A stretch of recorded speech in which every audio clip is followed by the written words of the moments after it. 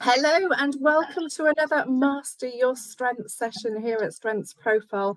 And what a session we've got planned for you today. I am so excited to be joined by Emily Hutchinson and Caroline Brown, who I will shortly introduce you to. But from my perspective, I have been really privileged to have been working with them both now. I did try to think about this, very sort of data driven, but I'm going to say for many years now on the strength side of things through their work at Atkins as independent coaches. Emily is an independent coach, but also very firmly based in Atkins, the engineering organisation, and Caroline also is firmly has been in Atkins since since you qualified.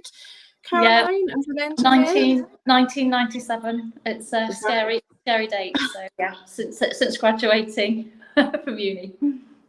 So we are really privileged to have Emily as an occupational psychologist with us today, and also Caroline, who's a chartered engineer as well, mechanical engineer as well, if I remember that rightly, Caroline. So welcome to you both, and as always, we welcome your questions during today's session. And as always, it's all about helping you embed strengths profile into your practices, whether you're an educator, whether you're working for yourself as a coach, or whether you're in an organisation and really want some hints and tips to really make strengths stick. So that's always the purpose of our few minutes. They seem to go so quickly that we have here together.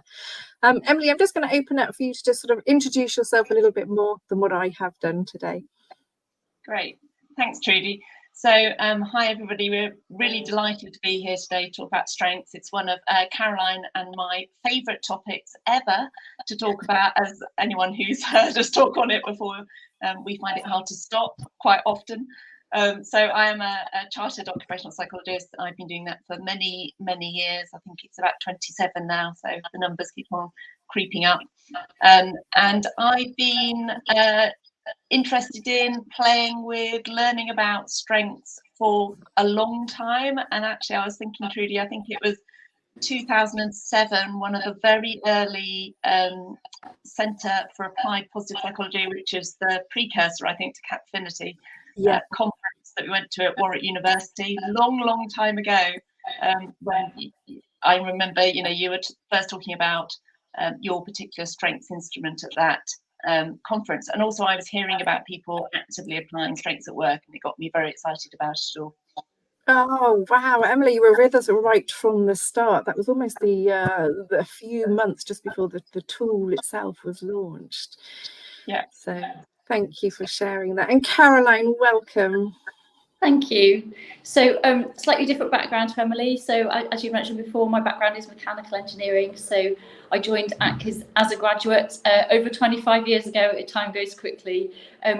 So as soon as I was chartered, I then went into more of the project management and then business management roles in Atkins. I had quite a variety, very broad career before moving into more business change and culture transformation. So my involvement in strengths was started around about 10 years ago. And since then, I've retrained really around executive coach practitioner, facilitation and cultural and behavioural change. So I very much do that alongside an Atkins role, working part-time for Atkins and then part-time with Emily, with other clients as well. So big advocate of the strengths approach. Brilliant. Thank you both. And I think what we're really lucky to have with you today is kind of both lenses, haven't we? So we've got your organisational practice and all the things you've learnt there over the years, but also your coaching clients and backgrounds there as well. So really lucky to have you with us. So let's get started. But before we do, I am going to share how much of an expert you both are. Tell us a little bit about your recent book that came out earlier this year, didn't it? It actually came out last year, Trudy, which we still can't believe. We started writing the book, I should say this, before the pandemic, and then the pandemic hit. So it was not quite the experience we expected it to be, in that Caroline and I were sitting in two different places trying to edit together via Zoom meetings, which wasn't ideal. So we kind of sort of lost the sense of kind of time in that, but it actually did come out in 2021, I think I'm right. So a year ago. And the book came about really partly because we've been applying strengths within the Atkins business for some time. So I started working alongside Caroline about 10 years ago, and we had a really kind of privileged and kind of special opportunity really within that business with the support of Atkins to kind of really try things out and to see whether they worked or not. So we had brilliant people who were really up for looking at different ways of approaching working, and so we got to try out a lot of stuff, and we were kind of getting slightly frustrated that we didn't find the right place to refer people to read about our experience of applying it.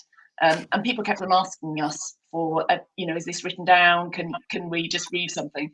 So really the book came about partly because I very spontaneously entered and won a publishing contract, and also because then Caroline said, you know what we need to write a book on, and it's about this stuff that we're doing, so actually we've got it to be able to give to our clients so we can help more people use it, and we can share kind of our experience and understanding of how best to use it and introduce it to people.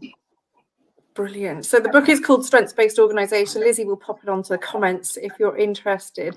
But I guess really we're going to be tapping into some of that wealth and knowledge that you've got in that book as well, aren't we, in terms of sort of summarising. So I guess what would be great, maybe Caroline, start, how did you get into strengths, either with clients or at Atkins? What was it about the approach, in all those years ago that got you buzzing? So I think probably I'd been looking for those natural positive ways of building on things anyway, but then talking with Emily and starting to understand the strengths approach, we actually started in the part of Atkins that I'm in, with appreciative inquiry actually as a route. So I bumped into the wonderful Mike Pegg at a conference and said to him, well, there's all these different strengths tools out there and these different books, where do I start? And he said, start with appreciative inquiry, which was such great advice, just starting with building the positive culture about building on success. So that was a really good grounding. And then in terms of strengths, we started playing with some stuff. We tried various things. Some things worked, some things didn't. Just a bit of experimenting, really, and trying to create pull rather than pushing things in. So we then found strengths profile. So corporately, talking to our central learning and development team, they were already using the strengths profile, realised too back then, within some of our corporate programs. So we aligned with that, and we're really pleased now that we did, because we now love that language and the consistency of that language that we're building across our business, that there's several touch points that come together with that language to build on, and that sense of what strengths really are, and that the importance of why they matter, the fact that actually your energy levels and starting to realise what you really enjoy doing at work is an important aspect of what you do. Yeah, brilliant. Thanks, Caroline. And Emily, if I can go to you, I'm thinking around, Caroline's made me think around how important it is to, I guess, sow the seed and get people prepared for strengths. I guess when we first started, we used to have to talk about the science perhaps for half an hour, and we don't need to do that anymore. Strengths is a bit more of a given, but you're right, Caroline, appreciative inquiry is such a great journey into that, building on what's good. But now we still need, my experience is we still sort of need to sort of share with people, why strengths are so important, and how have you done that, at Atkins, in terms of get people on board early in those early days, or even now that they're going, we're excited about this approach. It's interesting, actually. I think we find that it's still really helpful to share the kind of science behind it. I just think that we've got a huge history behind us of ways of working in organisations, and I think partly what we need to do with the strengths approach is to kind of undo some of that. So undo a kind of heavy focus on capability and what people can do, rather than also including actually what do people really enjoy. So traditionally in organisations we haven't focused that much on emotions. I think emotions have been sort of left out to a large degree. It's got a lot better, and actually there's a lot more focus on emotions in terms of kind of well-being and mental health, which of course is really important. But actually it's really important because it also affects people's ability to perform and people's ability to sustainably perform and be at their best. So we do kind of talk quite a lot about the negativity bias. You know, we have that kind of tendency to want to know what's wrong with us and, you know, focus on all the bad things, and especially in the development kind of space, to really focus on weaknesses. And actually, it's quite a shift. We do find it's quite a shift for people to think, oh, wait, okay, I can actually think about what I like doing, what I enjoy, and there's some value in that, for not just for me, but also for my organisation. And actually, the trick is kind of, you know, tying that to what you need to achieve in terms of your objectives or in terms of your organisation, and then, you know, everyone wins, really. So I think it's very intuitive, but I also think it's easy to kind of almost slip back into that kind of competency. Oh, well, I must do that because I can, rather than, but hang on a minute, I don't really enjoy it, and therefore, you know, I'm probably not going to be the best person to do that. Yeah. And Emily, what I'm hearing potentially is that so we know strengths help you in all these different areas of well-being and confidence and resilience and performance. You sort of tailor a bit of that depending on maybe your audience. Is that right? Because obviously you talked about sort of maybe focusing on more in well-being in some areas, but then linking it to performance, or you might start with performance but link it to well-being based on, you know, who you're talking to as stakeholders. Definitely, without doubt, and quite often, and especially in the Atkins world, obviously we're working with scientists and engineers. So, you know, starting by just being quite proud of sharing some of the background of the science and the growing research base, obviously, that has been over the last 10, 20 years, sharing some of that is actually really interesting, and it helps people. So we don't shy away from that. And then also that language around, actually, we're going to experiment here, really helps these things. And they are, with emotions, with feelings, we are trying things out constantly. So we find that's always worth doing. Yeah, so being a bit more free with kind of, you know, getting their input almost into the journey by using the word experiment, would you say? Yeah, absolutely. Yeah. Brilliant. Thank you both. Go on, Emily. I was just going to say, because I think the other thing about strengths is, you know, it is very easy for people to pick up in some respects. So, and of course, you know, Caroline and I are always very conscious that actually we don't want, you know, we don't need to always be involved. So actually the aim really is to help people to kind of, you know, grab the approach, love it, and then go and, you know, have different conversations in the business, which we're obviously not going to be there for. So I think that's the other thing that's always really kind of important for us, is that actually, you know, we want to encourage people to think about, well, how do you use that? But how do you use that with others as well? How do you help other people to then think about that? How could you start your meetings in a slightly different way, perhaps, where you start to bring strengths language in? And it's that kind of embedding also in kind of everyday work, rather than it being a separate thing that's off to the side. That's the other kind of place that we always try and aim to get towards. So it's the culture almost. You're trying to build the natural culture of language and strengths into what they do. Yeah, absolutely crucial. And that sort of that layering, that it's not just a one intervention of a coaching call or one team workshop, but actually engaging people into, well, where else can you use this? How can you get more benefit from it? How can you talk to your teams about it? How can you bring it into everyday conversations?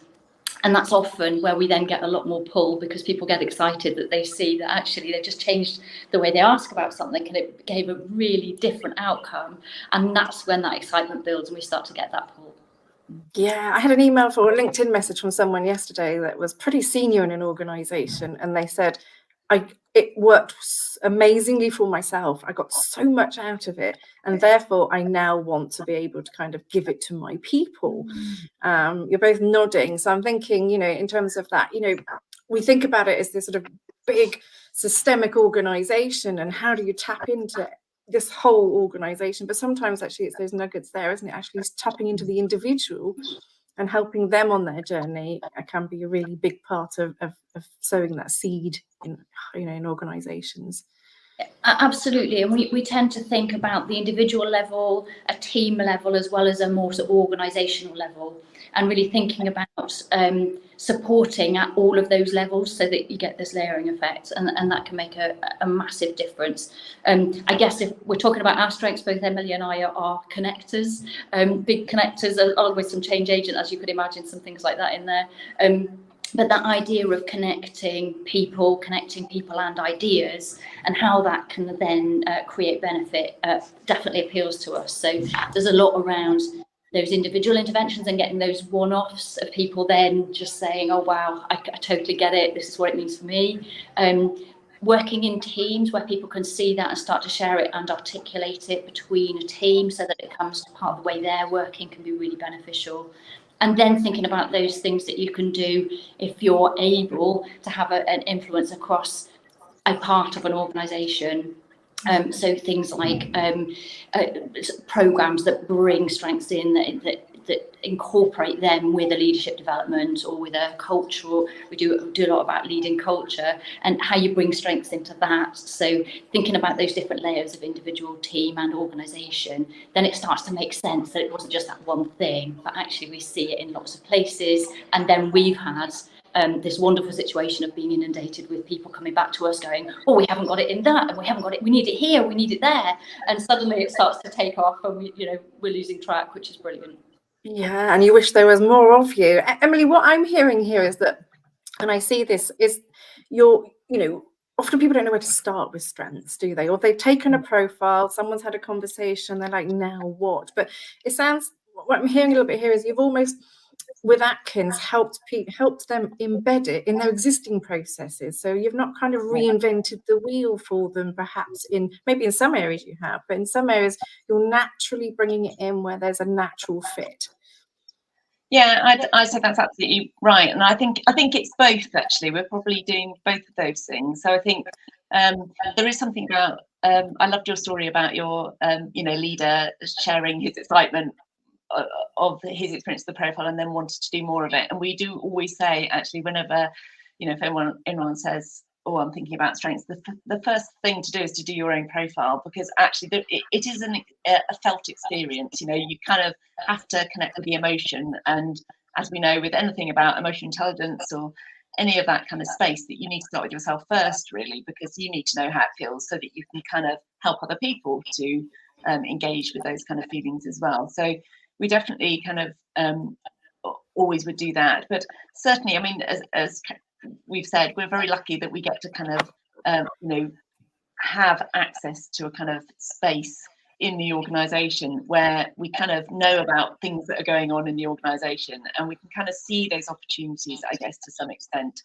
to bring strengths into conversations. So actually, if there are new projects starting, or actually, even at bid stage now, we'll often kind of think about, can we kind of use strengths as a way of kind of building teams more quickly, or helping relationships to form more quickly, helping roles to be allocated perhaps in a slightly different way.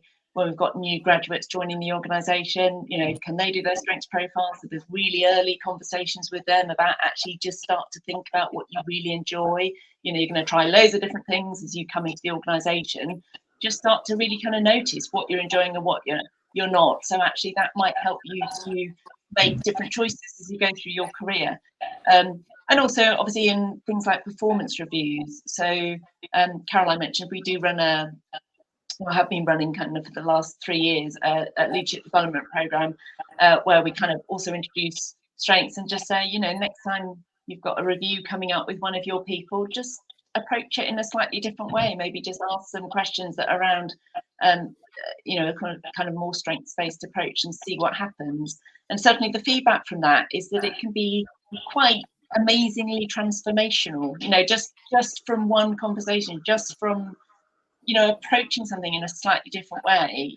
People come back to us and said, oh my God, that was amazing. That the person I was having that review with said that he'd never ever been asked those questions before, and he's been in the workplace for 25 years and he'd never been asked Wow. what he really enjoyed. And actually that has given him a freedom to then kind of go off in a totally different direction in his career, and that's good for him.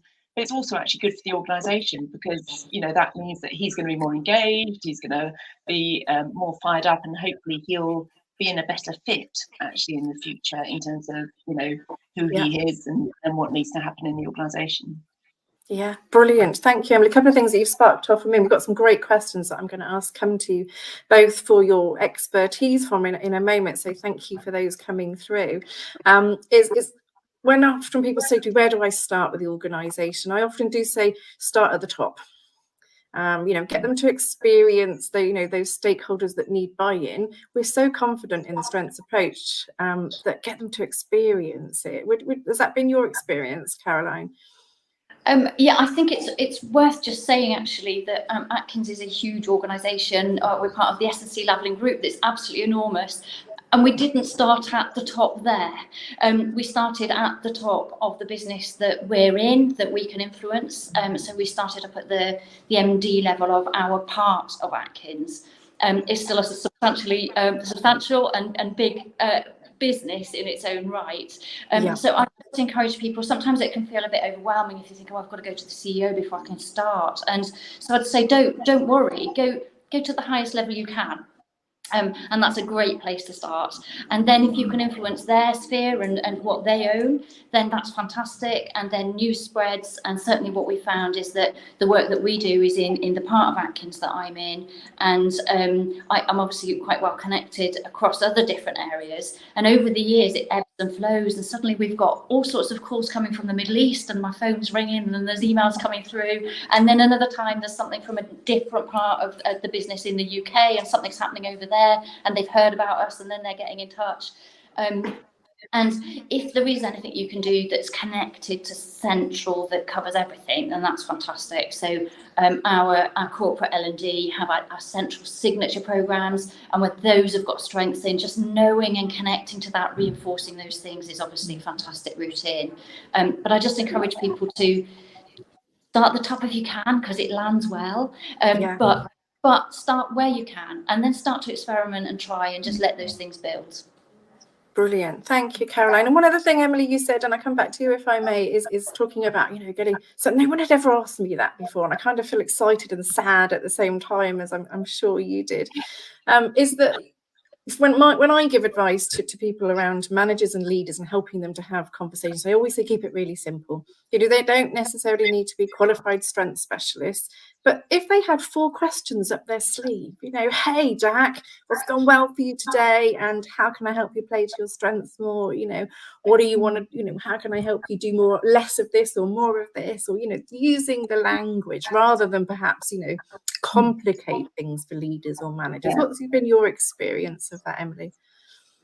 I would definitely say that. I mean, we do like the profiles, and we do like the fact that it can give you the shared language, and that can be really helpful because it just kind of can break down barriers and give people the words, because sometimes they don't really have the words to talk about these things if they're not familiar with it actually. But you can't necessarily have everyone go through that. So actually we just talk about, just start to talk to people about what they enjoy doing or what's energized them. So there's something about, if you're doing something that's reflecting back, maybe it's a weekly project meeting or a team meeting, you can just say, actually, what's the one thing you really enjoyed in the last week? Or what's something that, you felt like you were really energized at the end of completing some kind of task? Tell us about that.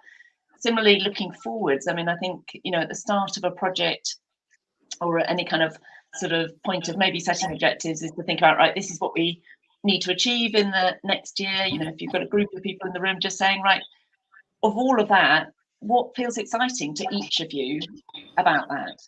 And I think the other thing we really like about strengths is that emphasis on kind of individuality. So what's exciting for John over there might be really not exciting for Elaine over there. And actually the important thing with a group or a team or any organisation really is to recognise that there are differences, and actually thinking about, which are the bits that different people find energising, exciting, is the bit that will make the difference. Yeah, and it's giving individuals that knowledge and language to be able to own that, isn't it? We've recently started using a lot more of that, the sort of science around the fact that there's only 1 in 2 billion chance that someone's going to have a strengths profile as you. And as soon as you say that, I think, whatever you're bringing to the table, just bring it. It's different from someone else, and we really need you to do that, and that's landing. I'm going to ask you a couple of questions, if I may. Lucy has asked, have you found any resistance from data-driven colleagues to sort of the language around experiment and well-being? They're both nodding already, but Caroline, I'm going to ask you first. Yeah, certainly in the very early days, actually, with appreciative inquiry, there was definite pushback because the word dream comes into that, and so there was definite pushback around that. I think this is where sharing the science to start with just really helps. We are often talking about taking people whose normal world is about analysis and numbers and assessment, and we're taking them into a world where we're saying share your emotions, and that can be absolutely petrifying. They've never done it before. Very uncomfortable. So I think it's really important not to underestimate that, and that's perhaps why we like sharing the science behind it beforehand. And actually the word experiment really helps those people, because the word experiment, obviously, to a scientist is that you try something, you don't know what the outcome's going to be, and then you'll reassess and go again later. So that's find it really helps with saying, okay, we are going to be talking about feelings and emotions, but just recognising that can be hard, so giving that groundwork first. Yeah, brilliant. So experiment might be something that works in some organisations then potentially, and then some organisations, it may not be as helpful. And I would completely agree on the science side of things. I think when I'm particularly training or talking to senior stakeholders, getting them to link performance, productivity, diversity, creativity, almost getting their challenges on the table and then addressing them through the lens of, and strengths are not only going to deliver on all of this, but well-being and uniqueness, and resilience and all those great things that well-being, is so important. And I think post-COVID, we know that compassionate leader and all those things are coming through so strongly now as well, aren't they? Absolutely. And just, I think, connected to that, sometimes what can help is just sharing some of the research base. So the articles, the research summaries, just kind of just pointing to those, I think can really help people if they're a bit unsure about some of the language, not wanting to experiment, not knowing, actually just knowing that there's a lot of research out there that says, it's pretty proven, there's some good stuff, good outcomes you can get from having a go at this. Yeah, brilliant. And Tom, thank you for sharing yours. You sort of, how I feel rather than what I think, can be a challenge. And I think certainly, when I'll come up against those struggles, maybe it's about adapting it too, isn't it? For some, you can call it emotions and feelings. Some it's energy. People respond, don't they, to different, this is what energizes you, not necessarily. And some of the strengths aren't always emotional. There are some practical ones in there as well, aren't there? So any thoughts on that, Emily, kind of around that balance of thinking and feeling if you're having that resistance? Yeah. I think that's a really good point. So I think energy is a really good word, because I think there's an association with kind of sport and all those kind of things with energy as well. It's kind of like seen as something, I think that's often if people struggle to kind of identify how they feel, which again, can happen in the workplace. We're not used to being asked about it, but actually thinking about, where's my energy on this? Do I feel kind of flat or not? I also sometimes talk about it in terms of kind of prioritization. So actually, what are the things that you somehow always find time to do? That's a clue, probably, that there are things that you enjoy. And what are the things that somehow never get off your to-do list? That you just shift them from one day to the next, and they're always there, but you never manage to prioritize them. Again, often they're the things that actually do not excite you. They're just not appealing to you, really. So I think you can definitely use different language that's not perhaps about, do you love something? And we've had that conversation actually within the Atkins business, haven't we, Caroline, about sometimes Caroline and I get a bit too emotive in our language, that we might start talking about loving things, then we have to kind of rein it back to be perhaps more focused on, well, is that just feeling really interesting to you, or energizing, rather than the kind of real emotional connection type words.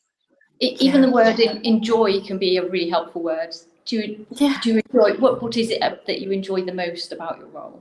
Yeah, absolutely. And that's what we use is sort of with quite firmly in SP, isn't it? You know, what you perform well at and what you enjoy doing. And then you can scale that language, I guess, up or down, depending on who you're working with. Callum, Emily, we're just coming to the end, but I'm conscious that we've talked about you guys both being as professional coaches as well. So I guess just to sort of conclude, because we've sort of spent most of the time talking about organisations, as that's your recent book, is there anything different that you would add around, for coaches or anything unique that you would add in that's a different approach perhaps from organisations and when you're working as independent coaches? Any guys nuggets, I guess, that you tend to work with? So perhaps just something from you each around when you're coaching, what is it that you really that your coachees really take away in those conversations?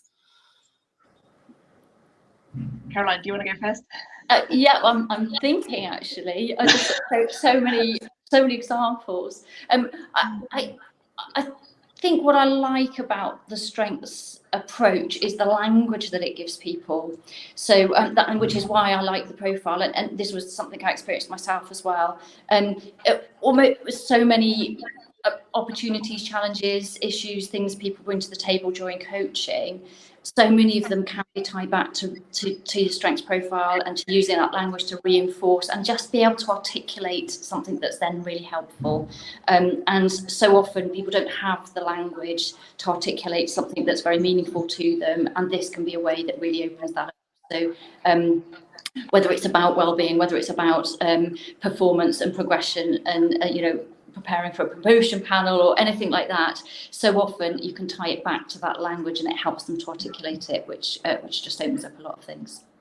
Thank you, Carla. I find it's a place of safety. I don't know whether you guys have felt that, and whether it's something deep and meaningful, whether it's a challenge, whether it's a joy, you can come back to sort of grounding and understanding about why and what and how and joy, based on what's going on in that profile sometimes. So sort of bringing back to people to a place that feels secure. Emily, what about from your perspective, sort of a takeaway from the coaching world? I think linking to that, actually, the thing that I was going to talk about was the kind of the weaknesses part, actually, and I think that's where it links to that kind of safety bit, because that's another thing that I think is really, really helpful with the strengths profile, is actually that kind of it sort of being okay, really, with not being good and brilliant and energized and excited by everything, because actually, of course, none of us are.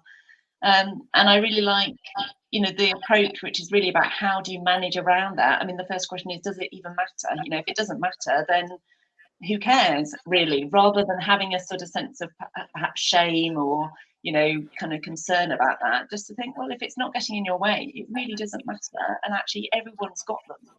Yeah. But if they do get in your way, rather than thinking I've got to, kind of sort of make myself go through lots of development in something that I hate, it's more about that really constructive, well, what have you got in your strengths profile, and actually how perhaps could you use that to get to the outcome that you need, and again, get around that weakness rather than develop it. And that can be a really, really powerful conversation to have in coaching. Yeah.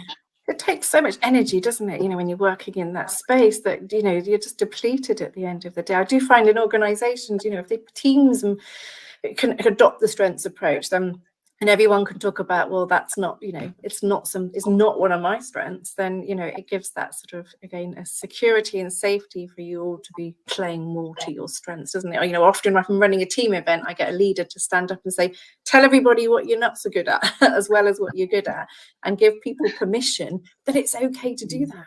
It's okay to focus, to have that permission to focus on strengths because you've seen other people do it. It's also a fantastic way of building a team, because you can recognise the people who are good at what you're not so good at, and that's just fantastic for delegation. Yeah, definitely. Write lots of notes as to who can help you. Emily, Caroline, I did say it would go really quickly, didn't I? And it has, and I'm sure you're thinking we haven't covered half the things that we were going to, or what we wanted to, but I would absolutely recommend the book. It's got so many nuggets in it. It's really practical. The Strengths-Based Organisation, there's been a couple of links gone up for it. If not, just Google Amazon. And thank you both so much for the nuggets you've been able to share with our audience today. So thank you very much indeed. Thanks, Thanks, Trudy. Trudy. Take care. Bye-bye. Bye. Bye.